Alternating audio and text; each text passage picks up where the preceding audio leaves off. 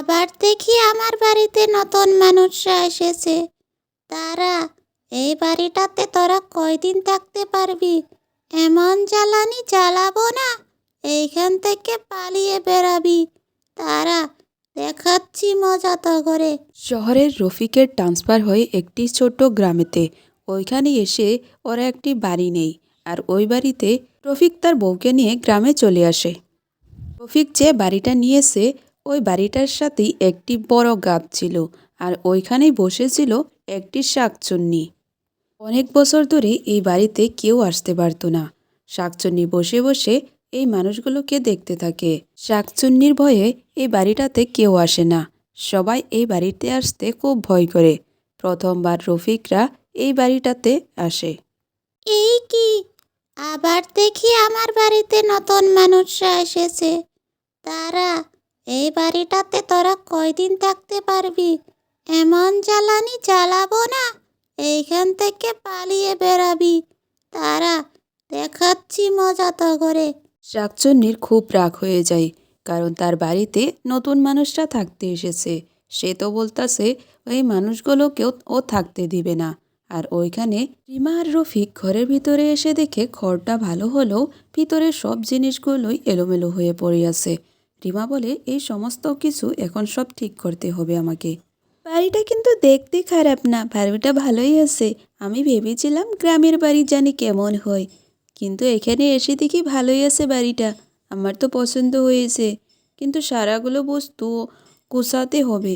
আমার তো অনেক কষ্ট হয়ে যাবে। আমি সব কিছু করে নেই, তুমি এক্ষুনি গিয়ে বাজার থেকে সমস্ত বস্তুগুলো কিনে নিয়ে এসো। না হলে তো এই বাড়িতে থাকা যাবে না।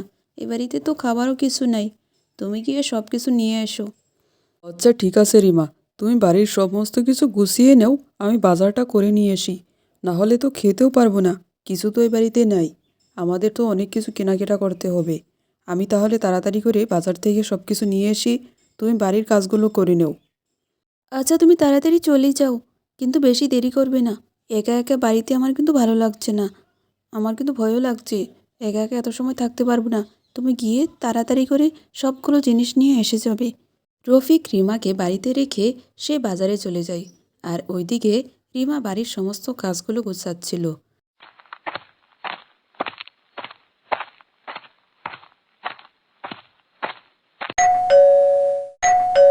রিমা বাড়িতে কাজ করছিল, তখনই অগর ঘরের বেলটা বেজে যায়। ঘরে বেলের শব্দ শুনে রিমা দরজা খোলার জন্য চলে যায়।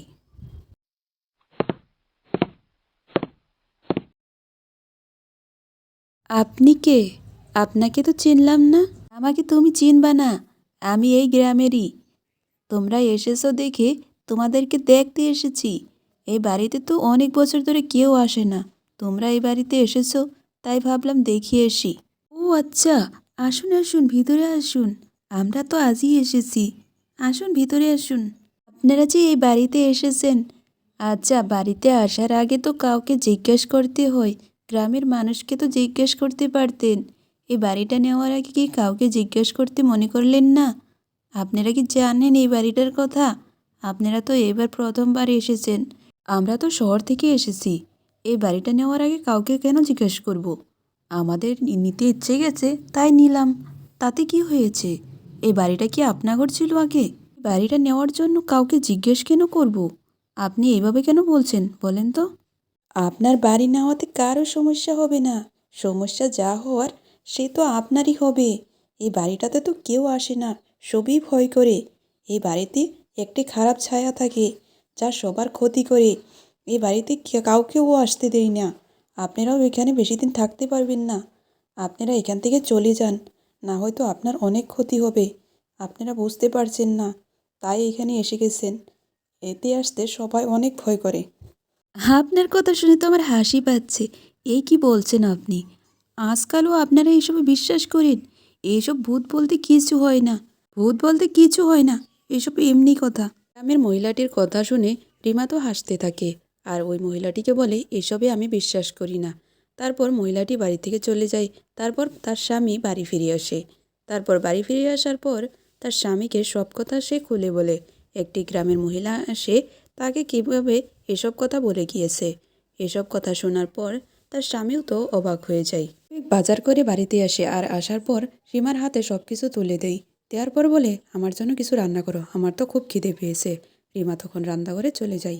এই কি, তুই দেখি রান্না করতে গিয়েছস? দাঁড়া, তোকে রান্না করাচ্ছি। আজকে এমন রান্না করাবো, সারা জীবন আর আমার কথা ভুলবি না। দেখ এখন আমি কি করি তোর সাথে। হি হি হি। রিমা রান্না করার জন্য রান্নাঘরে আসে, তখনই শাকচুন্নি পিছ থেকে কি যেন একটা জাদু করে।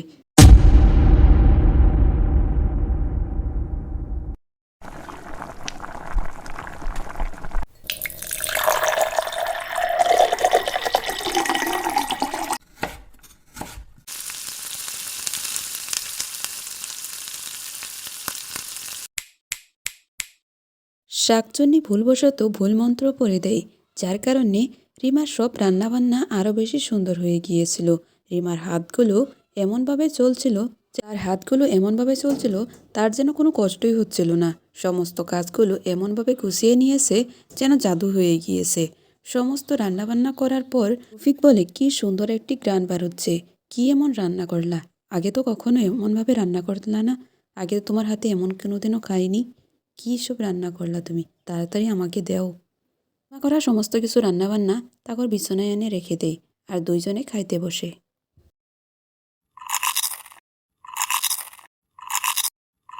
এই তুমি আজকে এমন সুন্দর রান্না করলা, কিভাবে করলা?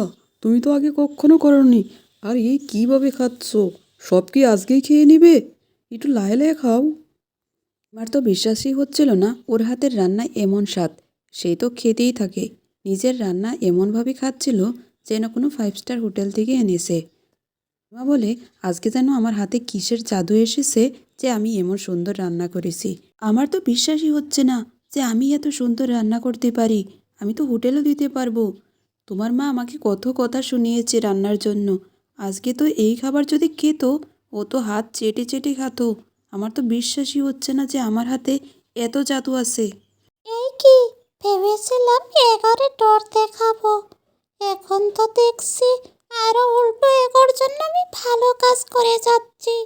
আমার তো ইজ্জত চলে যাবে। এটা কি করলাম আমি? এখন তো এরা মজা করে খাচ্ছে।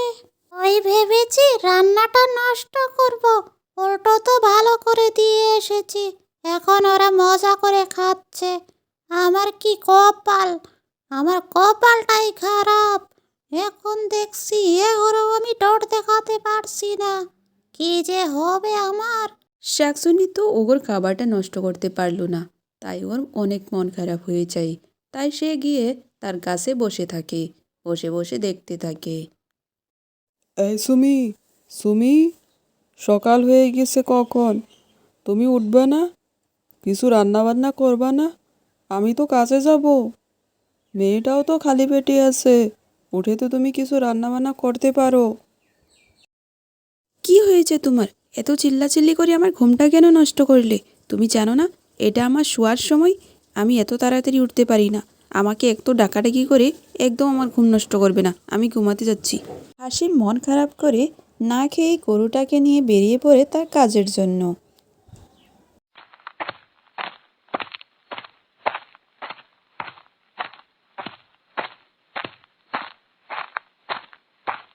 এই যে হাসেম ভাই, কোথায় যাচ্ছেন? অনেক দিন তো হলো আপনার সাথে দেখাই হই না। কোথায় থাকেন আজকাল আপনি? এই তো খেতে যাচ্ছি, ক্ষেতের কাজের জন্য বাড়ির থেকে বেরোতেই পারি না, তাই দেখা হয় না আপনার সাথে অনেক দিন হলো। এবার কিসের খেতি করবেন ভাই? কি আর করি দেখি, মূলার খেতি করি। মূলাতে দেখতাছি সবাই লাভবান হচ্ছে, তাই ভাবলাম মূলা করি এইবার। ঠিক আছে ভাই, তাহলে এখন আমি চলি, আপনি আপনার কাজে যান। আমাকে কিছু খেতে দাও, আমার খুব খিদে পেয়েছে। সারাদিন শুধু খাবার আর খাবার, যা নিজে গিয়ে বানিয়ে খা। আমাকে কেন বললি? তোর বাবাকে গিয়ে বল। মা, আমি তো তোমার মেয়ে, তুমি কেন আমার সাথে এরকম করো? আমার তো খুব খিদে পেয়েছে, তুমি আমাকে কিছু খেতে দাও। আমার খিদে এখন জান বাড়িয়ে যাচ্ছে।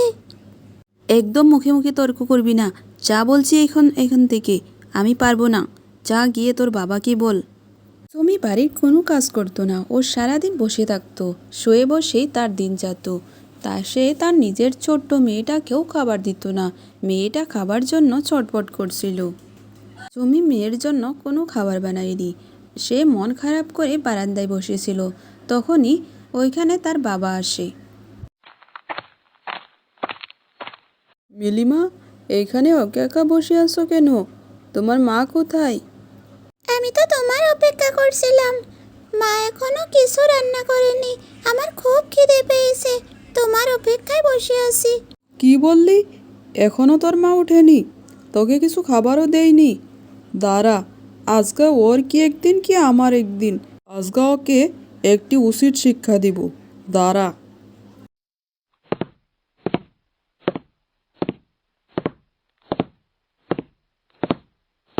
তুমি তুমি এত নির্দয়ী কেন? এই ছোট মানুষটাকেও তুমি খেতে দিলে না। আমাকে না হয় না দিলে, এই ছোট বাচ্চাটাকে তো দিতে পারতে। তোমার মতন নির্দয়ী মা আমি কখন দেখিনি। আমি এত কাজ করতে পারবো না, তোমরা নিজে নিজে করে নেও। না হয়তো এই বাড়িতে একটা কাজের মেয়ে নিয়ে এসো। আমি এত কাজ করতে পারবো না। কি বললা? কাজের মেয়ে নিয়ে আসবো? আমার কি এত টাকা পয়সা আছে যে তোমার জন্য আমি কাজের মেয়ে নিয়ে আসবো? ছোট্ট মিলি বাবা মার ঝগড়াগুলো চোখের সামনে দেখে সে খুব কষ্ট পায়। মেয়েটা সারাদিন কিছু খায়নি, কিন্তু ওদিকে তার বাবা মার ঝগড়া। মিলি ওগর বাড়ির সামনের একটি দোকানে যায়। ওইখানে গিয়ে দোকানিকে বলে ওকে কিছু খাবার দিতে। দোকানি বলে, তোমার কাছে কি টাকা আছে? মিলি বলে, ওর কাছে তো কোনো টাকা নেই। তার জন্য টাকা না থাকার জন্য মিলিকে ওই দোকানি কিছু খাবার দেয়নি। মিলি ওইখান থেকে মন খারাপ করে চলে আসে। ওগো মাসুমি, বাড়িতে এসো, বেরিয়ে এসো মা, আমি এসেছি। ও মাসুমি। এই কি মা, তুমি এসেছো? কতদিন পর তোমায় দেখলাম, তাড়াতাড়ি আসো, ঘরের ভিতরে এসো মা। আচ্ছা মা, তোমরা কি মন যায় না আমার কাছে আসতে? আমাকে কতদিন হলো তোমরা দেখতেই আসো না। কেন আমাকে দেখতে কেন আসো না? তোমাদেরকে আসতে মন যায় না? এ করে আসি মা, বল।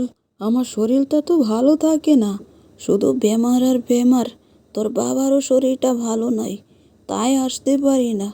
একা মানুষ আমরা, কি করে তোকে দেখতে আসি বল মা। এরে সুমি, আমার ছোট্ট নাতনি মিলি কোথায়? ওকে ডাক দে। আমি তো ওর জন্য অনেক কিছু নিয়ে এসেছি। মেয়েটা দেখে তো অনেক খুশি হয়ে যাবে। জানি না তো মা, কোথায় যেন গিয়েছে। সম্ভব ও খেলতে গিয়েছে বাচ্চাগুলোর সাথে। আমি ওকে ডাক দিই, আর তোমার জন্য কিছু খাবার বানিয়ে নিয়ে আসি। তুমি বসো। আমার নাতনিটাকে যা তাড়াতাড়ি ডেকে নিয়ে আস আগে, তারপর রান্না বান্না করবি। ওগো শুনছো? মেয়েটাকে কখন থেকে খুঁজতেছি, কোথাও তো নাই। তুমি তাড়াতাড়ি গিয়ে ওকে খুঁজে নিয়ে এসো। ও তো সকালেও খায়নি। কি বললা তুমি? এখনো মেয়েটা বাড়ি আসেনি? আমি তোমাকে কতবার বলেছি মেয়েটাকে একটু খাবার দাও, তুমি দিলে না। মিলিকে তার বাবা পুরো গ্রামে খুঁজতে থাকে, কিন্তু মিলির বাবা মিলিকে কোথাও খুঁজে পায়নি। মিলির বাবা মন খারাপ করে পুরো রাত খুঁজে বাড়ি ফিরে এসে তার বউকে অনেক গালমন্দ করতে থাকে, কারণ মিলিকে তার বউ কোনোদিনও খেয়াল রাখতো না। মিলির মা এখন ঠিকই নিজের ভুলগুলো বুঝতে পায়, আর ও সারা রাত কান্না করতে থাকে, কিন্তু মিলিকে ওরা কোথাও খুঁজে পায়নি। ছোট্ট মিলি জঙ্গলের রাস্তা দিয়ে যাচ্ছিল। ওইখানেই অজ্ঞান হয়ে পড়ে থাকে, কারণ সে সারাদিন কিছু খায়নি।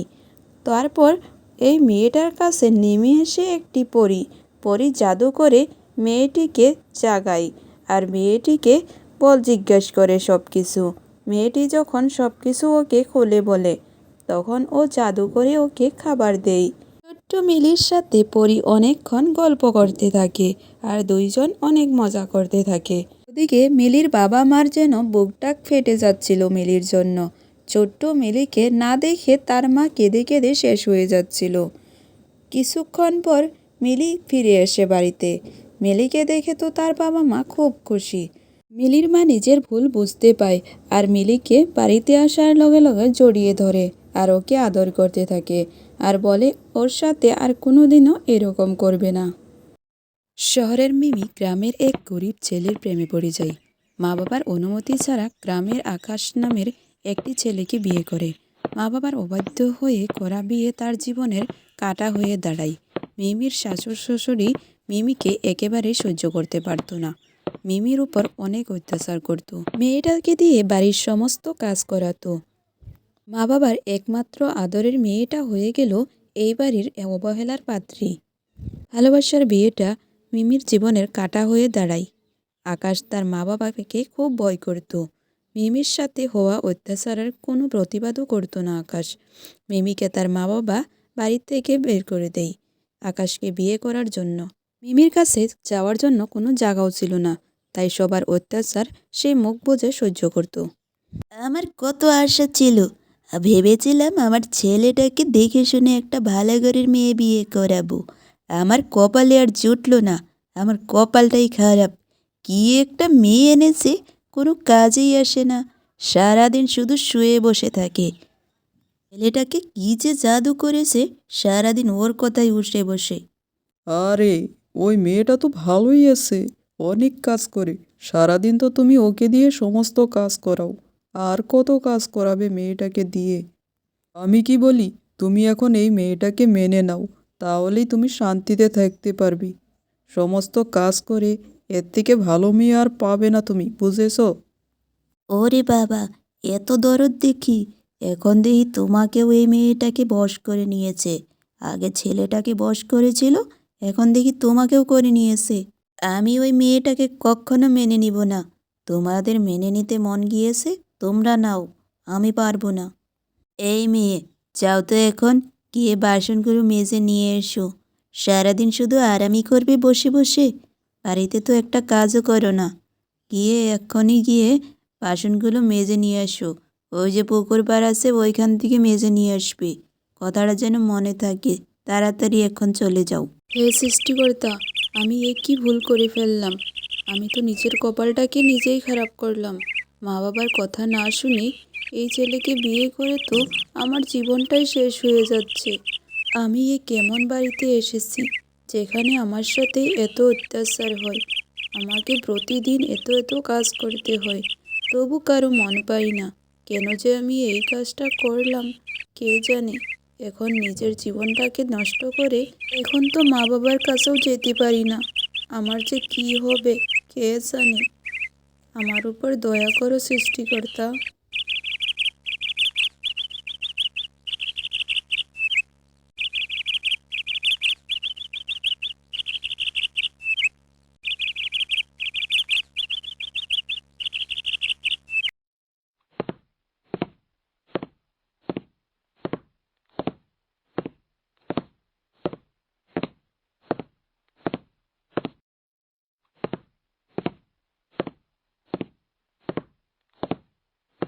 বৌমা, বাসনগুলো মেজে নিয়ে এসেছো?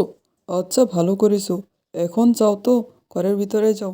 না হয়তো তোমার শাশুড়ি এসে আবার তোমাকে কথা শোনাবে।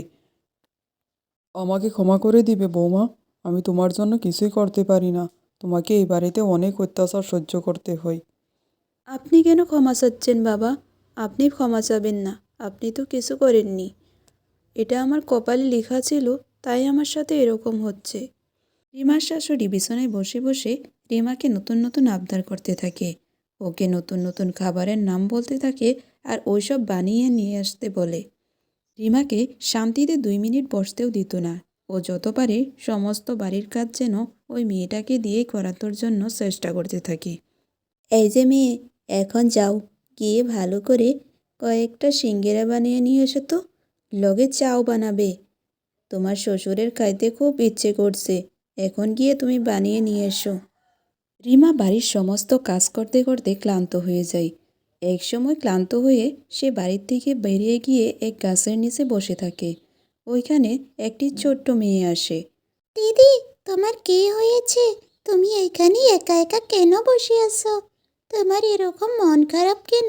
তুমি আমাকে বলতে পারো, আমি তোমার সাথে কথা বলবো, তোমার মন ভালো হয়ে যাবে। আমার মন ভালো হবে না রে বোন, আমার সাথে অনেক অন্যায় হয়, আমার অনেক কষ্ট, আমি সহ্য করতে পারছি না, তাই এখানে এসে বসে আছি। আমার কেউ নাই রে বোন, আমার সাথে অনেক অন্যায় হয়। রিমাকে ওই ছোট্ট মেয়েটি জিজ্ঞেস করতে থাকে ওর সাথে কি হয়েছে। তখন মেয়েটি সমস্ত কথা ওই ছোট্ট মেয়েটিকে বলে। তখন ওই ছোট্ট মেয়েটি তাকে একটি বুদ্ধি দেয়। ওই ছোট্ট মেয়েটি রিমিকে বুদ্ধি দেয় যেন ও তার শাশুড়ির কোনো কথাই না শুনে। ও যা বলে সব কিছুর উল্টো করতে। এভাবে যদি ও সহ্য করতে থাকে তাহলে ও সারা জীবনই ওকে এইভাবেই চালাবে। ছোট্ট মেয়েটির সাথে কথা বলে রিমি বাড়ি ফিরে আসে। বাড়ি ফিরে আসার লগে লগে আবার তার শাশুড়ি তাকে আবদার করে যেন তার জন্য লাড্ডু বানিয়ে নিয়ে আসে। রিমি তার শাশুড়ির কথা মতে রান্নাঘরে গিয়ে লাড্ডু বানাতে থাকে। তোমার লাড্ডু খাইতে মন গিয়েছে না? দাঁড়াও, আজ তোমাদেরকে আমি লাড্ডু খাওয়াবো। এমন লাড্ডু খাওয়াবো আর জীবনেও তুই লাড্ডু খাইতে চাবি না আমার কাছে। দাঁড়া, অনেক সহ্য করেছি, আর করব না। এই নেন মা, আপনার জন্য লাড্ডু বানিয়েছি, নিজের হাতে বানাইছি, ভালোভাবে খাবেন। রিমি তার শাশুড়ির হাতে লাড্ডু দেয়। তার শাশুড়ি আর শ্বশুর দুইজন মিলে লাড্ডু খেতে থাকে। রিমির শ্বশুর আর শাশুড়ি খুব মজা করে লাড্ডু খেতে থাকে। কতক্ষণ লাড্ডু খাওয়ার পর দুজনের তো অবস্থা খারাপ হয়ে যায়। দুজনেই চিৎকার চেঁচামেচি শুরু করে দেয়। এই মেয়ে লাড্ডুতে কি মিশিয়েছে? আমি মরে যাচ্ছি, আমার গলাটা তো পুড়ে যাচ্ছে, আমার পেটে ব্যথা হচ্ছে। এই মেয়ে, তুই কি মিশাচ্ছিস লাড্ডুত? আমি মরে যাচ্ছি, আমি মরে যাচ্ছি রে। রিমা তার শাশুড়ির অত্যাচার আর সহ্য করতো না। সে যা অবতার করত সেসব আর সে পূরণ করতো না, আর উল্টো কাজ করে দিত। সেসব করতে করতে তার শাশুড়ি বুঝতে পারে। তারপর রিমার শাশুড়ি রিমার কাছে ক্ষমা চায়। রিমাও তার শাশুড়িকে ক্ষমা করে দেয়। রিমা আর আকাশ এখন সুখে সংসার করছিল। দুজনের মাঝে অনেক মিলাপিতেও হয়ে গিয়েছিল। তার শাশুড় শ্বশুরেও এখন ভালোবাসতে শুরু করে। রিমা এখন সুখেতে সংসার করছিল।